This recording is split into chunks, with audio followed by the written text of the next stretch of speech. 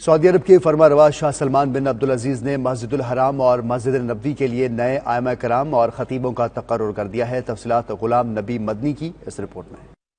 حرمین شریفین میں نئے ائمہ کریم اور خطیبوں کا تقرر کر دیا گیا۔ مسجد الحرام مکہ مکرمہ میں 38 سالہ شیخ یاسر الدوسری کو نیا امام مقرر کیا گیا ہے۔ وہ اس سے قبل مسجد الحرام میں 3 سال تک تراویح کی امامت کروا چکے ہیں۔ مسجد الحرام کے پہلے سے 2 اماموں شیخ عبداللہ عواد الجہنی اور شیخ بندر بلیلہ کو خطیب مقرر کیا گیا ہے۔ اسی طرح مسجد نبوی صلی اللہ علیہ وآلہ وسلم میں بھی 2 نئے اماموں کا تقرر کیا گیا، جن میں شیخ احمد علی الحذیفی اور شیخ خالد المہنا شامل ہیں۔ یہ دونوں صاحبان مسجد نبوی میں تراویح کی امامت کروا چکے ہیں۔ شیخ احمد الحذیفی مسجد نبوی صلی اللہ علیہ وآلہ وسلم میں 40 سال سے امامت کرانے والے امام شیخ علی الحذیفی کے صاحبزادے ہیں۔ نئے اماموں کے تقرر کے بعد مسجد نبوی میں اماموں کی تعداد 9 جبکہ مکہ مکرمہ میں 11 ہو گئی ہے۔ مکہ مکرمہ کے تمام ائمہ کرام اسلامک اسٹڈیز میں اعلیٰ نمبروں کے ساتھ PhD ڈگری کے حامل ہیں۔ غلام نبی مدنی 92 نیوز، مدینہ منورہ۔